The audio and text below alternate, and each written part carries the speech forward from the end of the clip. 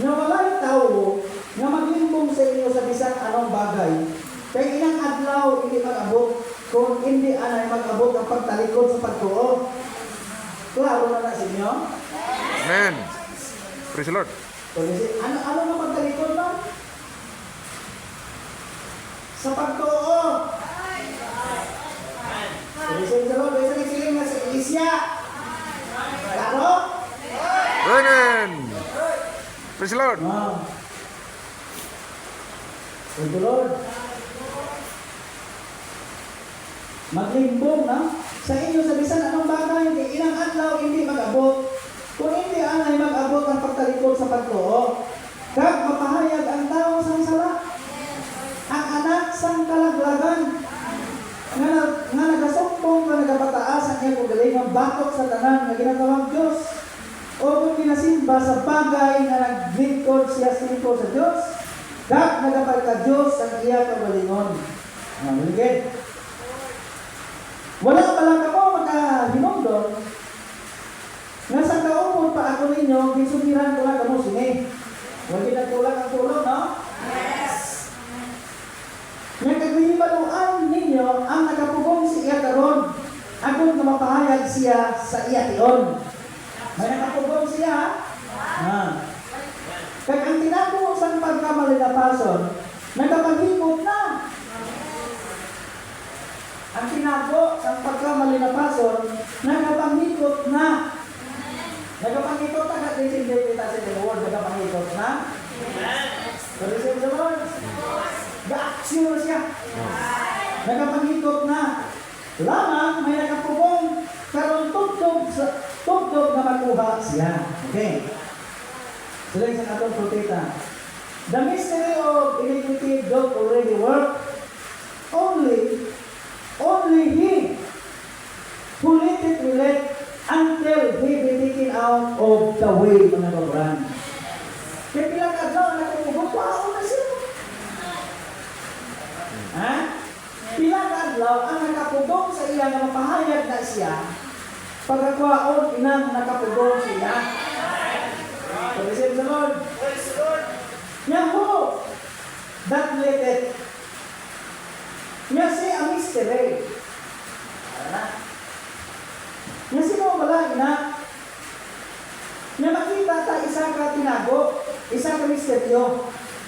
The mystery of iniquity. Balang mo inang iniquity, inang pagkamalinapason, tinago na siya. Isa na siya ka tinago, inang iniquity, mga kauban. Balik kita sa say, is this the time? When he says, I think nahampal na ito ba ng na may ara 14 o 13 ka 13 ka mga tinago. Isa na da ang ining 2 Thessalonians chapter 2 verse 7. The mystery of iniquity. So siya doon, damo yan ang mystery mo, pag-break sa seven seal, 50 ka damo ang mystery. Nag-break sa seven seal mga kautuan. Halin sa Godhead, pagkato sa simentery o Daniel, Kumisip sa Lord, pagkato sa water baptism, naging sinili mga isa na di ining ginatawag na the mystery of iniquity. Okay, padayon ta. Hallelujah. Now, way back in the first church age, balik kita sa unang panahon, nga here is Paul writing. Gisulat ni Pablo sa una, gisulat ni Paul. Nagasiling siya the mystery of iniquity. Nya, what is iniquity? Nya, ano bala inang iniquity? Ang tinago sa pagkamalinapason. Nya, ano bala inang pagkamalinapason? Sila isa tumalag na, ha? Nya, what is iniquity? Nya, iniquity is something that you know you ought not to do. Right, praise the Lord. Isa siya ka butang. Praise the Lord. Nga nabalaan mo, kagilimuon mo, naman mo ginimo. Right. Ha? Butang pa lang nabalaan mo, gilimuon mo, pero galing mo hindi mo. Iniquity na siya. Praise the Lord. Kaya mo pa nilimuon niya, ang butang na nabalaan mo, limuon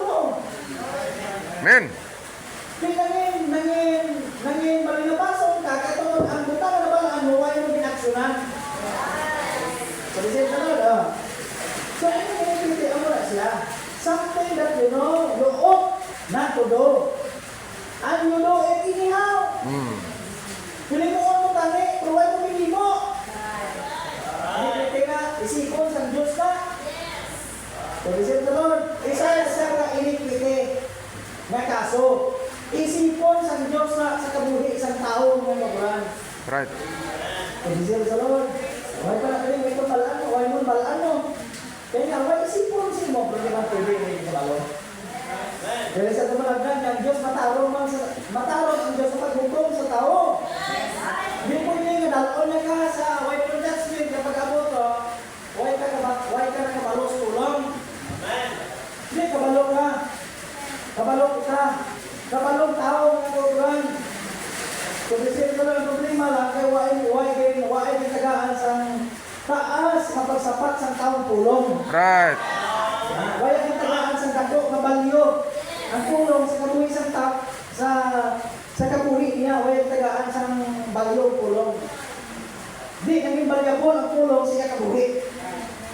Kung isip ko Lord, isip mo sa Diyos sa kabuhi sa taong na naglaw.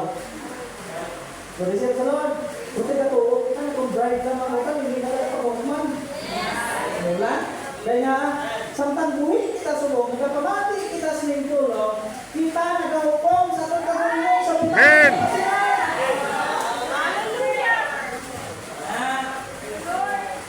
Samtang nagpapati kita sa ning tulong, hindi sa nagpapati na ang pagkulitan nagagikan sa kupito.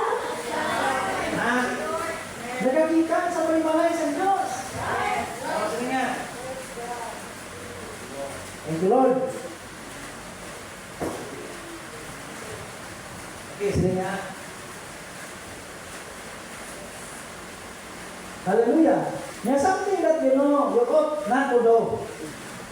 You ought not to do, and you do it anyhow. Yes, si Pablo nagsulat sini. There is such in the earth today. Today, ha? Hindi, wala sila nga sadto. Ginsulat ka sadto. Present. Pero ang pulong ginsulat ka sadto, nakatugbo sa atong present. Amen. Praise the Lord. Nakatugbo sa atong present ang pulong, ha? Ano sila nga? Nga ang Paul said, there's such in the earth today. Workers of iniquity. Plural ang gamit, hindi singular. Bravo. Workers. Manogdimo. Mga manogdimo sa Praise the Lord. Workers of iniquity. Ara na. Okay. Hindi ka magsiling isa lang, dua, damo. Mag-akos sila, mag-akos Mag-isang libo sila, isang libo Praise the Lord. Sa isla na diferensya, hindi mo na malimit. Dalawa sila. Abi ko may tatlo. Malikan tatlo lang sila, abi ko may pulo. Pulo lang sila kung may 20. Yung pulo niya, sulat niya plural. Praise the Lord. Hindi sa isa lang pulo, may tagdamutang alam pa. Amen. Praise the Lord. Kasi kaya pala pulo mo, workers of iniquity, plural. Damo, yung itong balaan, sila, basta plural. Praise the Lord. Thank you, Lord. Wala sila sa kasulatan. Let no man deceive you by any means. Deceive you by any means. For that day shall not come except there come a falling away first. And that man, praise the Lord, and that man, bebe, basahon ka rin.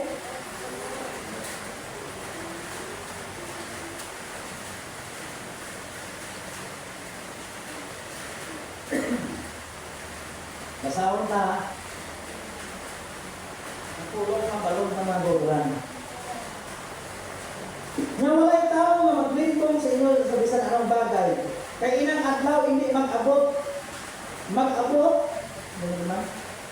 Nga kung hindi anak, mag-abot ang pagkalikot ng pagtuo kag mapahayag ang tao. Ang tao. Isa lang, di ba? Wala sa sila ang mga tao. Singular. Isa lang. May ginapatuhunan siya. Thank you, Lord. Sunod lang ang mga kuturan. Kag mapahayag ang tao sa sala. kalaglagan. Kaya ilang tao, na ginatuo niya, hindi na siya anak sa Diyos, kundi anak na siya sa kalaglagan. The son of perdition. O, sige nga. Nya ang datman. Hala na.